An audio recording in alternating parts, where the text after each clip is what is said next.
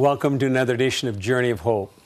Stories of people that have been impacted by the healing ministry of Loma University Medical Center, or people that have been on some kind of a journey and they've encountered some kind of a tragic accident, some kind of trauma, a medical crisis, and they've gone on not only to be survivors, but thrivers.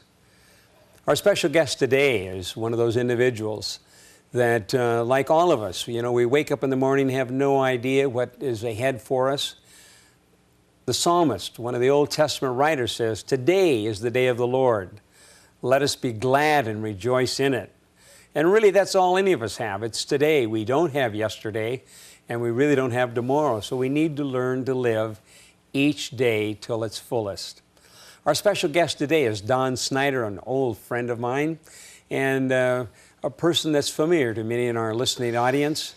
And Don received some sobering news some time ago. But I want to welcome you here, Don, on our program. Thank you. We're going around the world, and people are watching us here on Journey of Hope. So good to have you here. And for our listening audience, tell us a little bit about yourself. Where are you from, and where you went to school, and about your ministry background? I live now near Washington, D.C. I'm a pastor. I started my ministry in Arkansas and Louisiana, and then pastored there in Minnesota. And then I went into a conference office to do youth work. That's probably where I met you. You and I met in Oregon. Correct. As we were both there in that conference. And then I went back into youth work in the central portion of the United States, and then became a conference president at 5 different conferences. And then a regional office, a union president.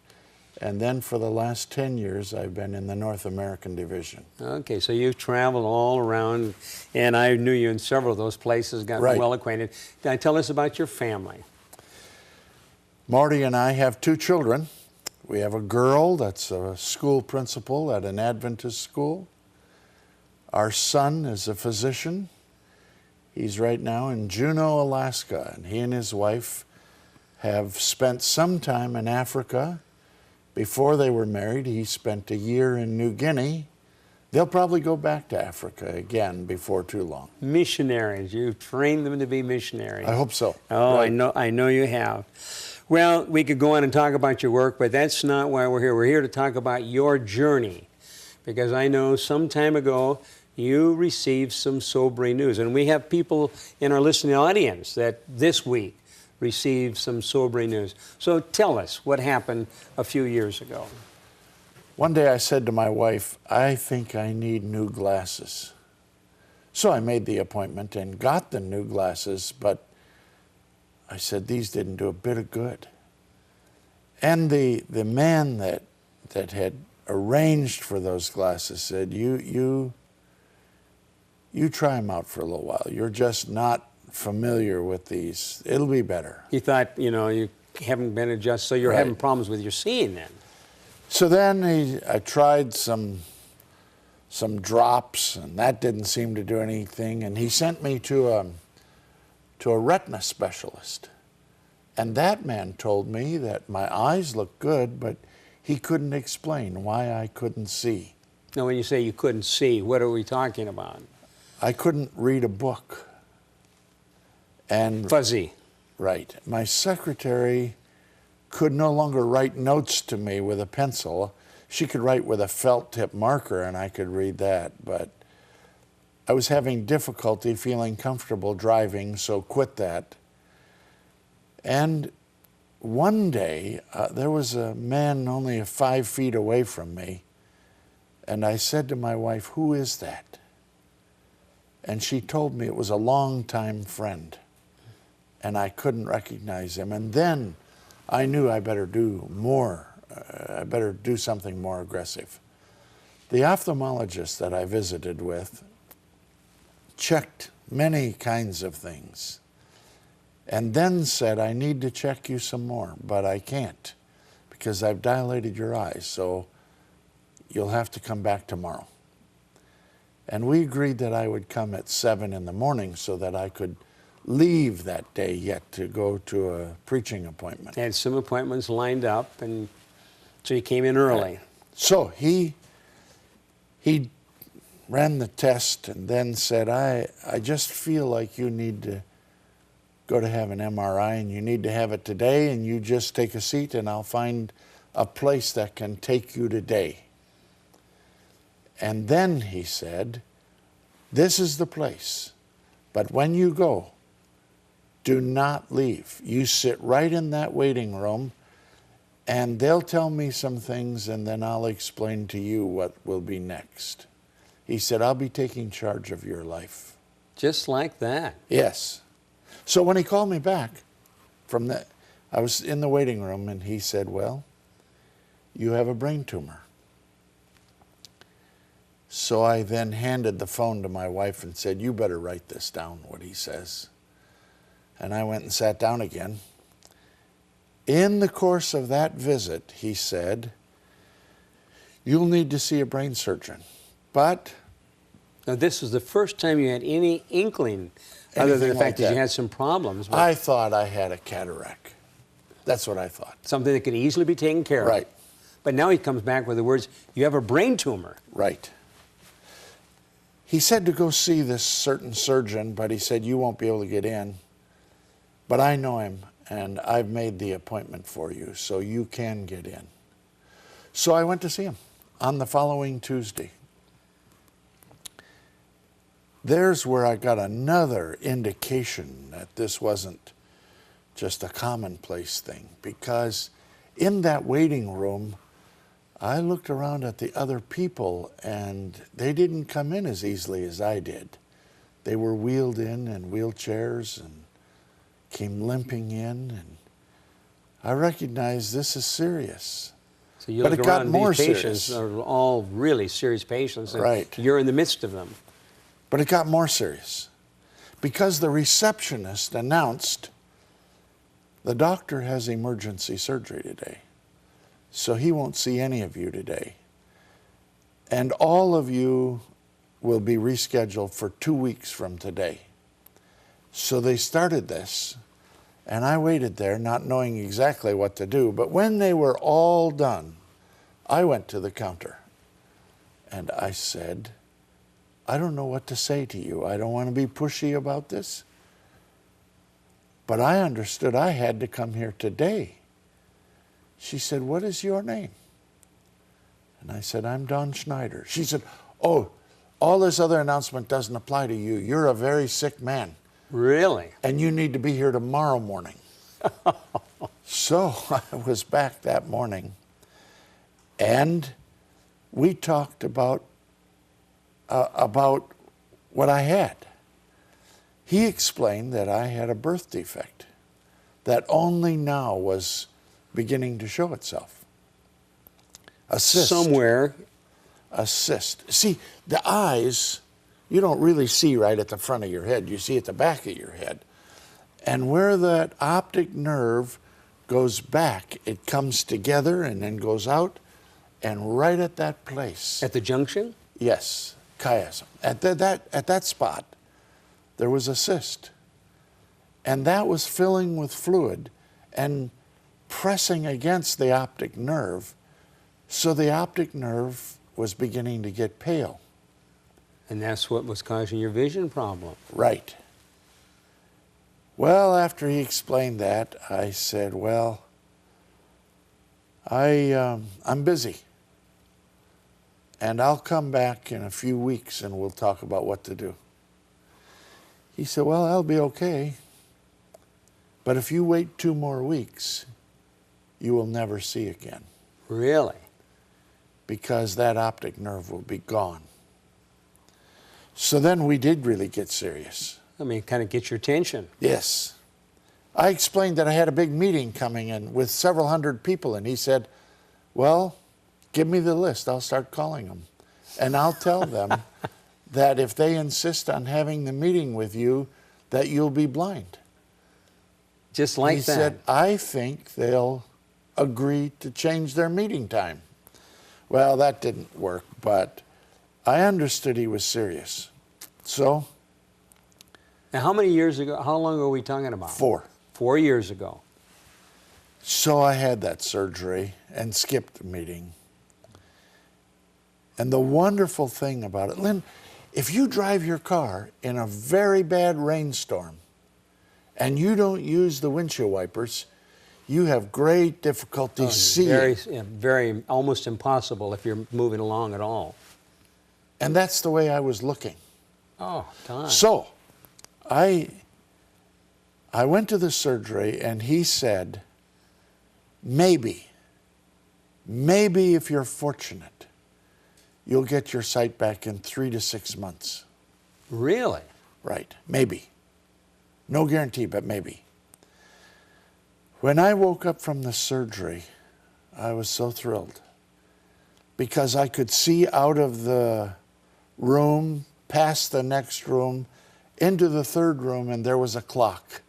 And I told that man what time it was. And he too was overjoyed because, of course, this is wonderful And so this is the first time you've been able to see like that? Oh, yes. I couldn't see like that for a long time. And he was thrilled. And every day when he'd come to see me, he'd grab all of the things in the room that had print on them and ask me to read it. I didn't understand then the seriousness of this either, but I was thrilled to be able to see again. I woke up during the night and I looked at the door. It was a wooden door with grains. That was a beautiful sight.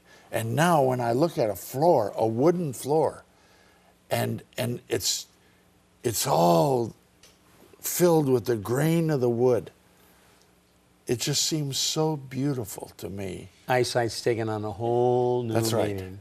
When I look at things like that, I just am so thrilled. Now that doctor told me something. I knew it wouldn't be me, but he told me. He said, once in a great while, these things fill again. Rare exception. Rare, but it could happen. But still, we did it. And after I went back for another MRI, he said, well, it has come back, but don't worry about it. If it doesn't move, it's okay. If it doesn't get any bigger, so you come back in another few months and we'll look at it again. That time when I came back, he said, how did you get into my office? He questioned it. I said, well, I just walked in here. Why? He said, because this thing is huge. It had grown that much. But it's not on the optic nerve. It's going a different direction this time. You walked in here? And I said, well, of course. He said, this is too big. We need to operate. So this is over a period of several months. It had grown again, Yes. continued to grow. Right. He said, I can't really operate on you, even though I have to. He said, you don't look sick. Well, I said, I don't feel sick. He said, would you go see a friend of mine? And I'd like to get his opinion before I do another surgery. So I went to Boston to visit the man that trained him. And as I sat there, I once again observed the patients and said to Marty, I'm pretty fortunate here looking around. But he asked me about my work and what I was going to be planning, and I said, I leave this week for the Philippines. He said, no. You must not do that. He said, this time, this cyst is pressing in a direction that will make you paralyzed soon. Really? He said, you'll be losing this side of your body. Well, once again, I was paying attention. So I thought, what do I do now? He said, if you don't want to have surgery, just go to your office. You can sit there, but don't leave the country. And then when you are paralyzed completely, you call us. Is that what he said? And maybe we can bring you back, but I wouldn't be sure of it. So when we left, Marty and I went to have a sandwich and talked about our options, which weren't very many. I called back to Washington, D.C., and I said, well, we've made the visit now. They said, yeah, you don't need to tell us. We've already heard about the visit, and you're scheduled for surgery for Friday. Just like that. So the following Friday, I was there. The first surgery, he went through my mouth and through the nose and then back through the skull. But this time, he said the cyst was in a little different position, so he made a hole up here in my head and then put a needle in that hole through the brain and drained the cyst. Unbelievable. And I said, you're going to put that needle inside my brain? He said, yeah.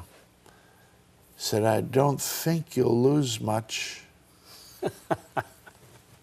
I wasn't really eager to lose anything. He asked my wife if she thought I had lost any memory through this. She said, no. He never could remember to take out the trash, and that has not changed. So that's healed up. But in a few more months, I could tell that something was going wrong again. I said to my wife, I'm not going to go and see him now. I'm going to wait, because we were going to travel again, and she pulled a dirty trick on me. She called our son, who's a physician, and he called me, and he said, no, Dad, that isn't the way you do this. You go see the doctor before you leave on this trip. So I did. I didn't want to, but this time the story was kind of the same. The surgery would have to take place, and now I have a hole the size of a silver dollar in the top of my head here. But when I came out of that surgery, or when he came out, the doctor came out, he talked to Marty, he talked to our son, and he said, this doesn't follow the percentages. It's not supposed to work this way, but this one is growing. I had asked him, is there anything else we could do?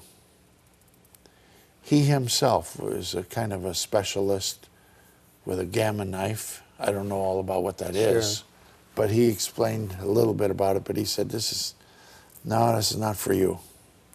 So I asked him about Loma Linda. And of course he had heard of it, but he wasn't sold on the idea to start with. He said, but now, since we have not stopped it with the surgery, it's the right thing to investigate. So proton was becoming an option. So he said, I know about that a little bit, but I'll call one of the people at Boston. I have a little better connections there. So he tried, but he couldn't get those people to respond to him. He was amazed and explained to me, said, I live off of referrals, so do they. They got to call back right away. Anyhow, after 2 weeks, he said, they haven't called. I said, may I give you a telephone number for Loma Linda? He said, okay. I said, will you call them? He said, I will. He called Loma Linda and then called me back. He said within 2 minutes of me placing that call, they had called me back and discussed your case with me. He said, I'll tell you about that visit. Those people know what they're doing. Oh, great. Those people know how to treat people. And you need to forget about all these other places. And you need to go to Loma Linda. Amazing. They'll take care of you, and I believe that they can help you. So you go there. What a testimony. So I made arrangements to visit Loma Linda. Now, by this time, I'm feeling a little less cocky about the whole thing, realizing that, I'm in kind of a serious position here. Lynn, I really thought for a while that my future would be full-time television that I couldn't see, and I would just sit there and listen. I didn't know, but I wasn't happy about that. But then I came here. I met a lady, a physician. She's just such a wonderful Christian lady, Dr. Laredo. And I had brought a whole bag full of Records. MRIs and surgery records and all of this. She studied that over. And with a very serious face, she was looking at those things and then looked up and said, "We can help you." Oh, wonderful. And in that moment, I realized that I might not just sit with no sight in front of a television for the rest of my life. So I asked her, "What do I do?" And she explained that we would need to do another surgery and then we could start. And now I go to see her once a week, and I lay down on this tray and I have a treatment with a proton beam, and they shoot this thing. And what they're trying to do is hit the spot where that cyst is attached. Now, it's not simple, because pulling that all out is impossible. It would be like taking the cheese off of a grilled cheese. No, that's graphic. That sticks. It's that, yeah. But she said, "We'll get that." So now I go and have the treatment, 28 of them. And she says that where that cyst is primarily attached, that is the spot they are attacking in these 28 treatments. And I believe when I go in there, I pray for her. And I pray for all those technicians. And I've already told them, "You have my life in your hands."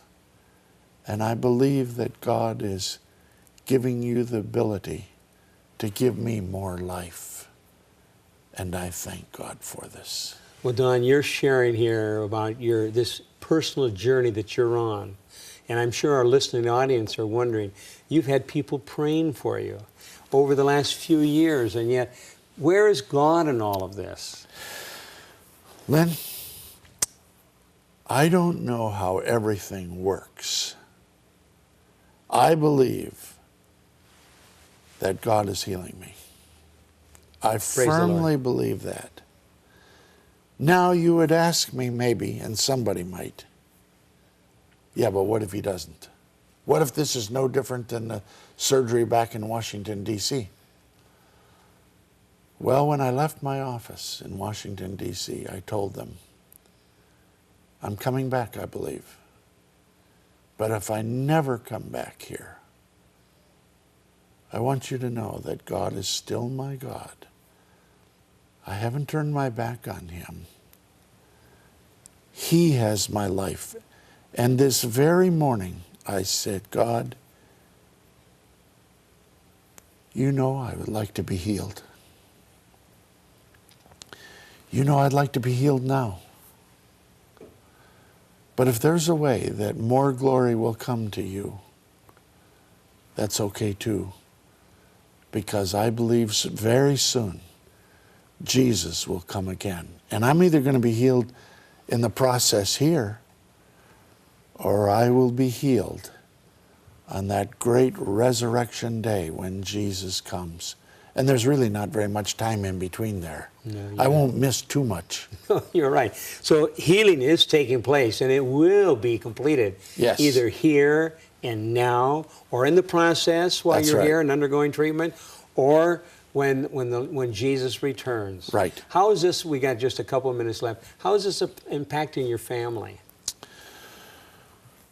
Well, my son said, Dad, you better pay attention to everything at Loma Linda because you've had all these surgeries and you can't withstand doing this every couple of months. So this time you got to hit a home run. You got to do it. My daughter is a school principal. She's alive and exciting and doesn't talk in quite the same way. But she rarely hangs up the phone without saying some kind of an encouraging thing about how she prays. Marty, of course, like your wife, is a heavy-duty prayer. That's right. Now, I'm the preacher of the family, but if you want real heavy-duty prayer, you better call my wife. That's right. And my wife's the same way. And she is busy praying. When the surgeon came in, I was in the preparation room and he was going to do this surgery that day. He got there as my family was around and heard them praying, not only for me, but praying for him as he did the surgery. Oh, praise the Lord. And I pray for the people here at Loma Linda as they work on me. Praise the Lord. We're coming down to our last few seconds here. And once again, I want to tell our listening audience that here is an amazing story of a journey that Don has been on. And God's still got wonderful plans for him. And even this week, you yourself may have heard some sobering news. And I want to tell you that God's got a plan for your life. If you'll look to him, he'll open and close doors. He's just waiting for you to come to him just now. And God's got a wonderful plan for Dawn. He's got a plan for you. Until next week, for Journey of Hope, I am Lynn Martell. Until that week, next week, God bless you each one.